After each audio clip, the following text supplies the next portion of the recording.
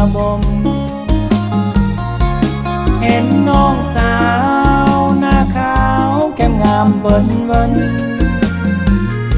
พาใจเพิดเพลินหลงเคิมไปนำตัวเจ้า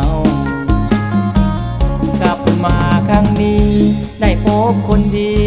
ที่งามโสภา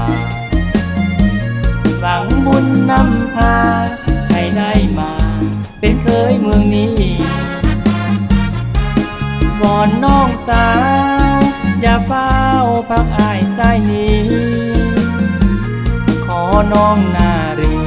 เก็บอ้ายนี้ไว้พิจารณาอ้ายมาแต่ไกลขอน้องเก็บไว้ดูใจก่อนนาลองเปิดใจให้มาให้ขออาสาบังแย่งตัวเจ้ายุ่งบ่ให้ใจไล่บ่อยตอมจะถนอมหาเขาจะขอมีแต่เจ้าเป็นคนแรกสาวท่าแขกคนนี้ขอพรบูชาองค์พระธาตุศรีโคตบอง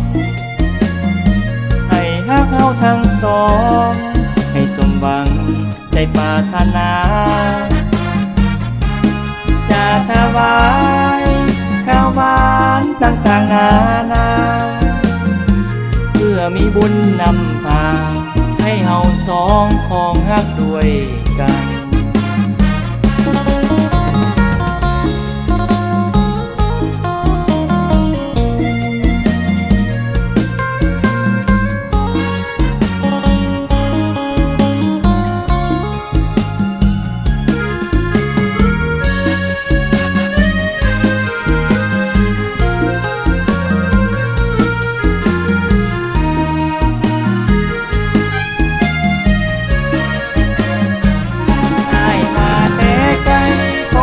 เก็บไว้